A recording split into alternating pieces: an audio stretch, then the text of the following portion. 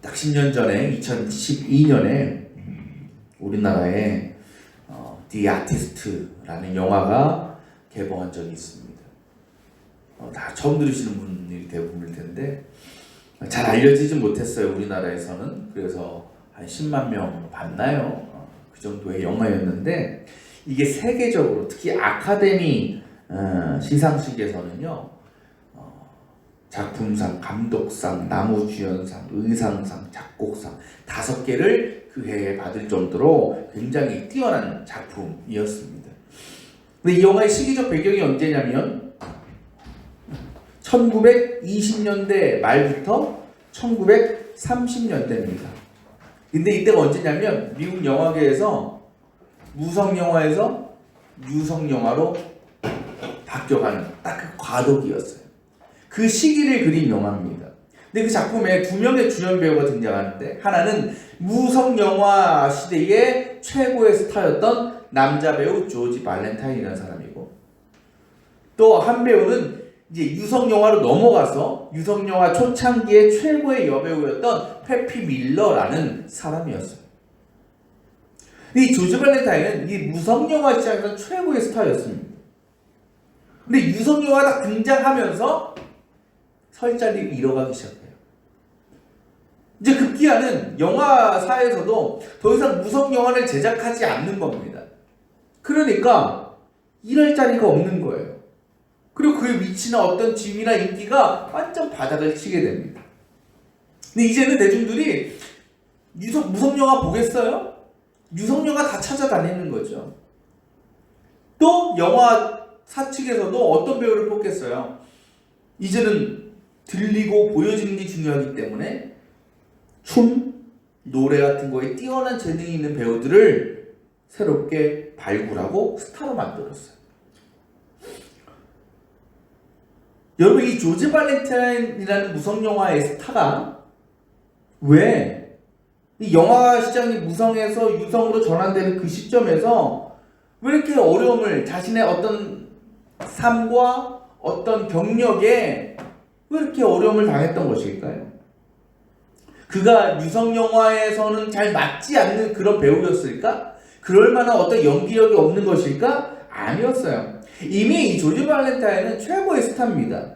그리고 사람들은 또 뭘 기대하겠어요? 이제는 저 조지 발렌타인이 유성영화에서도 멋진 연기를 보여주겠구나 기대하고 있었어요. 또 그럴 능력이 있었습니다. 근데 그렇지 못했다라는 거예요. 왜 그러느냐? 문제는 뭐냐면 이 조지 발렌타인이 이 무성영화에서 유성영화로 변화되는 이 영화계의 어떤 새로운 흐름이랄까요? 또는 패러다임의 변화랄까요? 그것을 거부하는 거예요. 거부하고. 그러니까 이 조지 발렌타인은 무성영화만이 영화야. 무성영화만이 진정한 영화야. 그 믿음을 갖고 있는 거예요. 그래서 유성영화 같은 동작했을 때에 거들떠보질 않는 겁니다. 완전히 영화 시장이 바뀌었는데도 불구하고 여전히 무성영화 시대로 살아가고 있는 거예요. 근데 점점 무성영화가 사라지니까 자기가 벌어놨던 거 다 털어가지고 무성영화를 제작해요. 그게 되겠습니까? 이미 사람들의 생각과 인식은 완전히 바뀌었잖아요. 다 망하는 거예요. 결국 그는요, 그렇게 해서 인기, 재물, 또 더 나아가서 아내도 떠나고 가정도 파탄나 버렸어요. 여러분, 지금 정말 이 시대는요, 정말 빠르게 변하는 시대예요. 그것은 곧 어떤 의미냐면 우리 앞에 늘 새로운 시대, 새로운 상황들이 생긴다라는 거예요.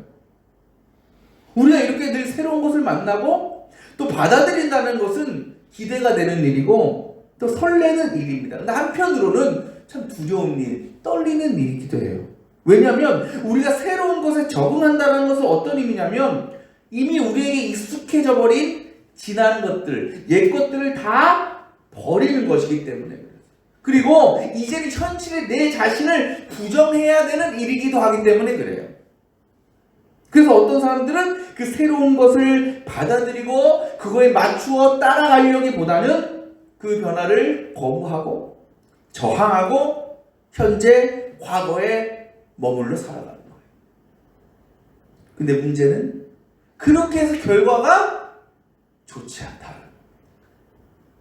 마치 영화계에서 그 새로운 패러다임을 따르지 못하고 끝까지 나는 무성영화 배우 할 거야, 무성영화만 만들 거야 라고 고집하다가 결국 모든 것을 다 잃어버린 그 조지 발렌타인처럼. 오늘 말씀 보면요, 세례 요한하고 예수님이 처음으로 만나고 계십니다. 누가복음을 누가 썼습니까? 누가가 썼죠. 누가의 직업이 뭔지 아십니까? 의사죠. 그래서 여러분 누가 의료기 들어보셨죠? 약국도 누가 약국 가다 보면 있습니다. 그럼 저 사람 교회 다니는 사람이구나, 예수 믿는 사람이구나, 이렇게 알면 돼요. 근데 이 누가가 이 세례 요한하고 예수님을 다른 시대 인물로 구분하고 있어요. 먼저 세례 요한의 시대는 선지자의 시대요, 율법의 시대라고 이야기하고, 예수님의 시대는 하나님 나라의 복음이 전파되어진 시대라고 정의합니다. 그러니까 누가에게 세례 요한은 구시대의 인물이고 예수님은 새시대의 인물이었어요. 이것은 마치 이 세례 요한과 예수님의 만남이라는 것은 마치 무성영화에서 유성영화로 넘어가는 그 헐리우드 영화 시장이 급변하는 그 시대에 조지 발렌타인과 페피 밀로와의 만남과도 같은 겁니다. 그렇다면 이 두 시대는 어떻게 다른가? 세례 요한이 오늘 이전 말씀 보면 메시아 의심을 선포하면서 사람들이 뭘 했어요? 세례를 베풀었잖아요. 근데 그때 누가 찾아오냐? 예수님이 찾아왔어요. 예수님이 세례 요한을 왜 찾아오셨을까요? 뭐 하시려고?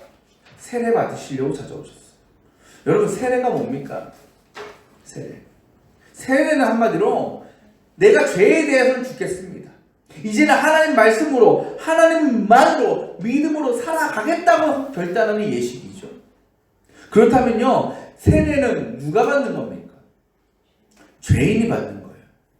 그렇게 볼 때 예수님은 세례를 받으실 필요가 없어요. 왜? 예수님은 죄인도 아니고 하물며 하나님의 아들이기 때문에, 메시아이기 때문에.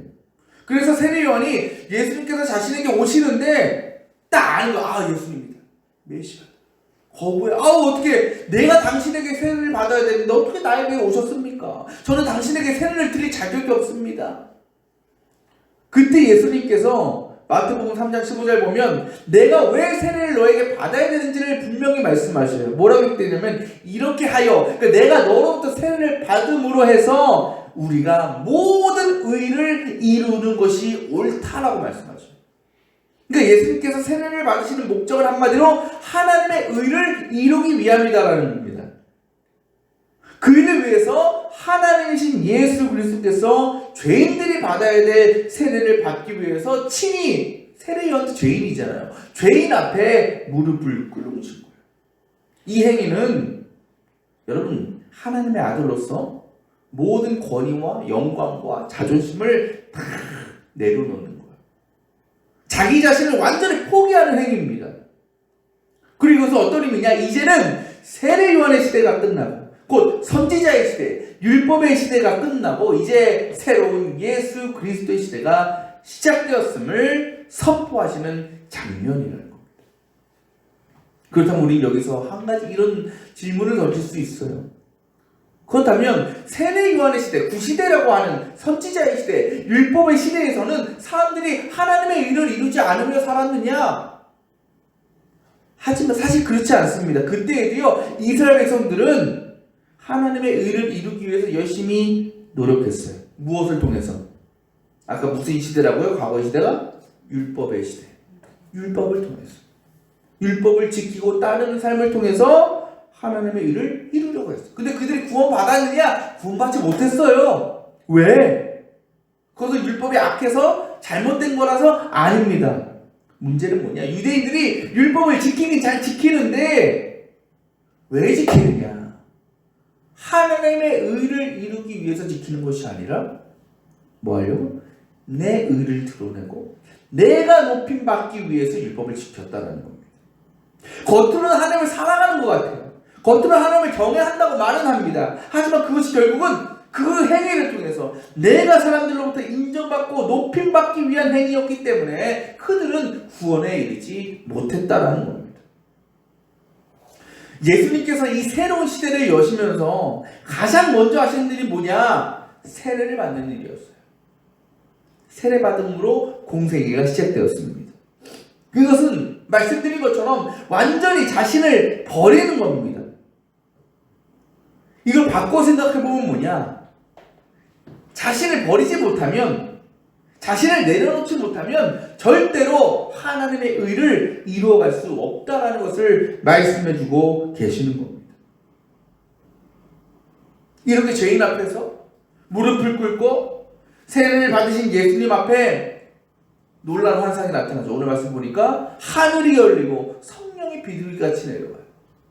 그러면서 어떤 음성이 들렸다고 말합니까? 22절에 하나님께서 이렇게 말씀하시는 거예요. 예수님 향해서 너는 내 사랑하는 아들이요 나는 너를 좋아한다. 여러분, 예수님은 인간의 몸으로 오셨어요. 그렇기 때문에 인간이 가진 모든 감정과 마음을 다 소유하고 계셨습니다. 그래서 고통도 느끼셨고요, 마음의 상처도 많이 받으셨고요, 큰 슬픔에 빠지기도 하셨어요. 그런 예수님께서 비록 하나님의 아들이시지만 그런 인간인 예수님이 죄인 앞에서 무릎을 꿇고 세례를 받고 그렇게 자신을 완전히 포기하고 내려놓는 그 일은요, 절대로 쉬운 일이 아니었을 겁니다. 그 일에 대한 걱정과 염려가 있었을 것이고 또 불안함도 느꼈을 거예요.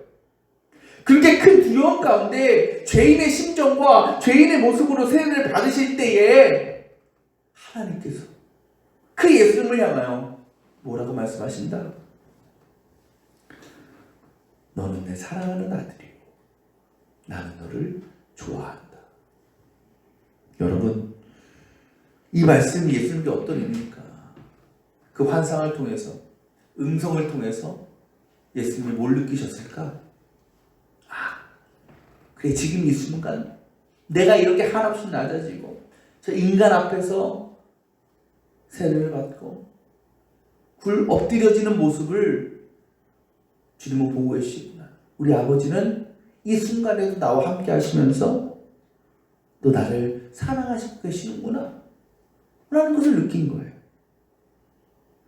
그 음성이 여러분 예수님에게 얼마나 큰 위로가 됐겠어요. 얼마나 큰 마음의 평화를 가지고 좋겠습니까? 그리고 하나님께서 보여주신 그 음성과 그 환상을 통해서 앞으로 이제 본격적으로 공생애를 감당하실 그 사역 가운데 힘과 용기를 얻게 되지 않았겠습니까? 그래요. 하나님께서는요, 자신의 의를 세상에 이루시기 위해서 예수 그리스도를 통한 새로운 시대를 선포하셨습니다. 그 시작이 뭐였다고요? 예수님이 죄인의 모습으로 세례를 받으시는 것. 그 모습은요, 이제는 선지자나 율법이 아닌 예수 그리스도의 시대를 살아가는 자들로서 삶의 본을 보여주신 겁니다. 곧 그 새로운 시대를 살아가게 되는 이 땅의 모든 그리스도인들 또한 예수님께서 보여주신 그 새로운 삶의 방식을 따라야 된다는 겁니다. 그것이 뭐라고요? 자신을 비우는 것, 자신을 내려놓는 것, 나를 포기하는 거예요. 누가복음 9장 23절은 말합니다. 나를 따라오려는 사람은 자기를 부인하고 날마다 십자가를 지고 나를 따라오는 사람입니다. 자기를 부인하는 게 뭡니까? 그 인간적인 뜻과 인간적인 생각을 내려놓는 거죠. 오늘 주일 아침 어려운 발걸음 하셨습니다. 그의 마음에 오늘 좀 빼고 쉴까? 오늘 빼고 다음 주에 좀 나갈까? 할 일도 많은데. 그런 생각은 다 있어. 근데 여러분, 나왔어요. 이 나왔다는 게 뭐예요? 나를 부인한 거예요. 내 자신을 부인한 거예요. 그렇죠? 인간적인 생각을 내려놓은 거니까. 그렇죠? 할렐루야.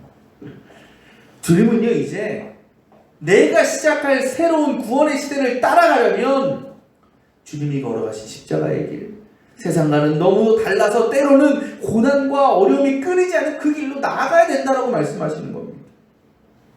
그 십자가의 길이라는 것은 많은 것을 희생할 수밖에 없어요. 포기할 수밖에 없어요. 그렇지 않고서는 걸어갈 수 없어요. 그래서 절대로 우리의 힘과 우리의 의지로 하는 것이 아닙니다. 때문에 주님은 우리보다 먼저 가신 거예요. 그 길. 그렇다고 우리는 혼자만 그 길을 걸어가느냐, 뒤따라만 가느냐? 아니에요. 주님은 같이 가셔요. 그래서 그 길을 따르는 우리와 늘 함께 하시면서 때로는 우리가 힘들고 어려울 때 그 길을 주저하고 머뭇거리고 있을 때 앞에서 우리의 손을 잡아주시고 끌어주시고 때로는 뒤에서 밀어주시면서 앞으로 그 십자가 길을 나아가게 하신다는 겁니다. 그렇게 우리는 이 세상에 하나님의 의를 이루어가는 그 귀한 사명을 감당해 나가는 겁니다.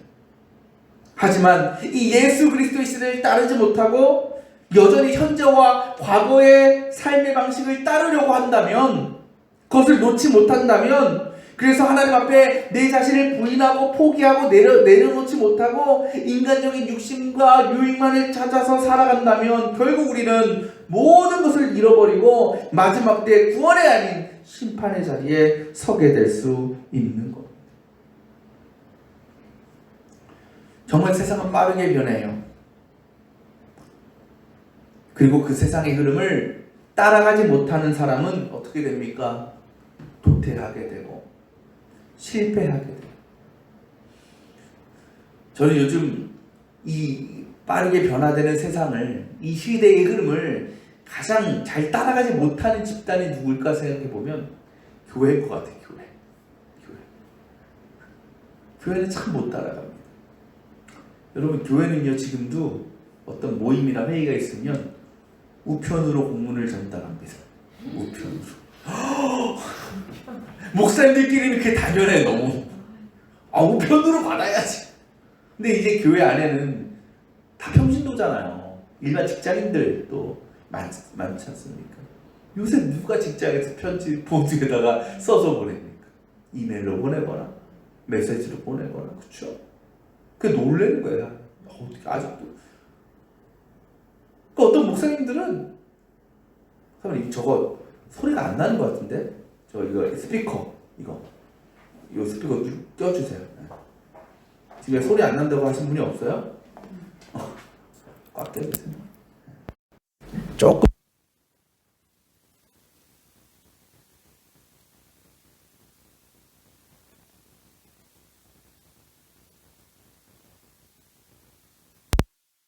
익숙지가 않거든.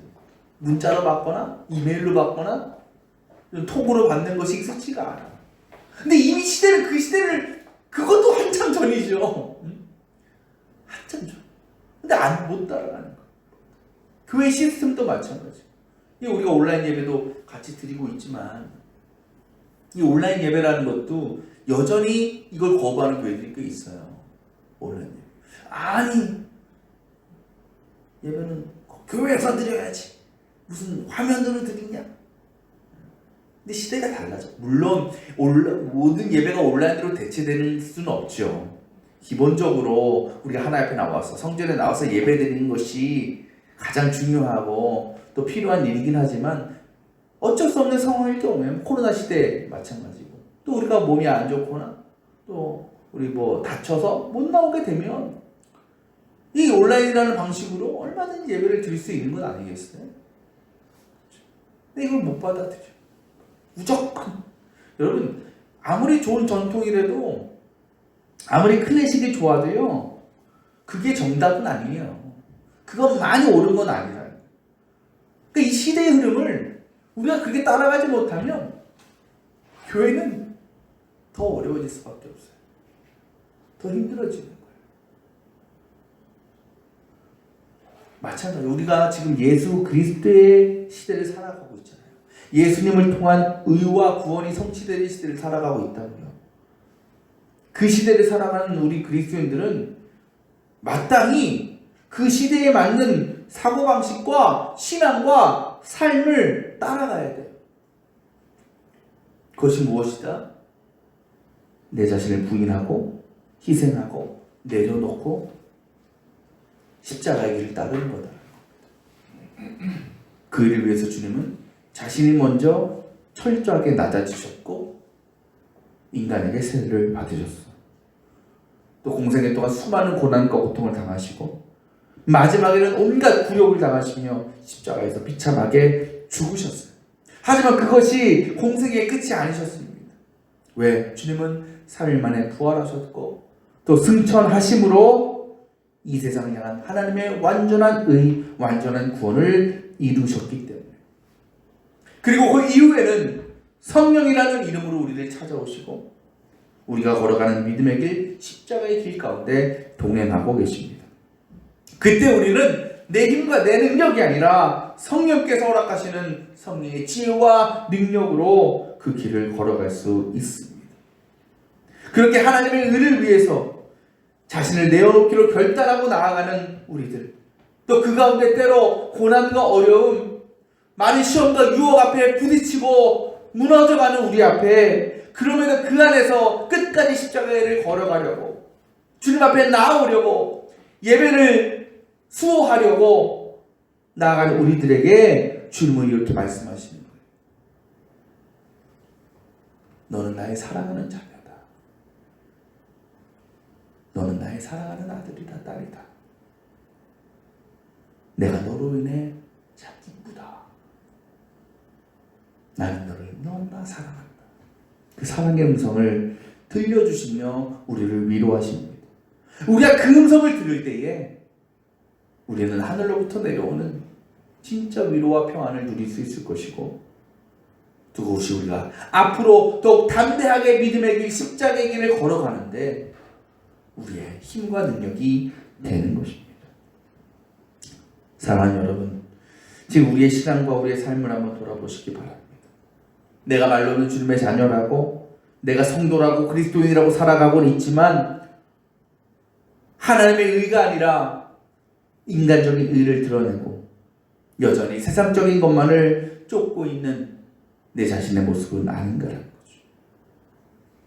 바라기는 이제 막 시작된 새로운 2022년 올 한 해 우리 모든 성도들의 삶과 여러분의 가정과 교회가 하나님께서 예수 그리스도를 통하여 이루신 그 하나님의 의를 이제 세상에 전하고 드러내는데 귀하게 쓰임받기를 원합니다. 그 일을 위해서 이 시간 주님 앞에 내 자신을 내려놓겠습니다. 내 자신을 부인하겠습니다. 그리고 기꺼이 주님께서 걸어가신 십자가의 길을 가고 믿음의 길로 나아가겠습니다. 결단할 수 있기를 바랍니다. 그거는 내가 죽는 일이 아니고 모든 것을 잃는 일도 아닙니다. 오히려 하나님께서 예비하신 더 풍성하고 놀라운 은혜를 누리는 복된 길임을 믿으시길 바랍니다. 그 복이 어떤 건지 궁금하십니까? 해보면 아는 거예요. 그렇게 살아가 보면 알게 됩니다. 그렇게 하나님께서 사랑하시는 하나님의 자녀된 우리 모든 성도들의 믿음의 삶, 특별히 나를 내려놓고 나를 부인하고 나를 포기할 수 있는 그런 겸손과 희생의 삶을 통해서 우리의 가정과 교회가 또 이 세상에 하나님의 의가 드러나고 그렇게 하나님께 큰 기쁨과 영광이 되시는 우리 모두가 되시기를 축원합니다.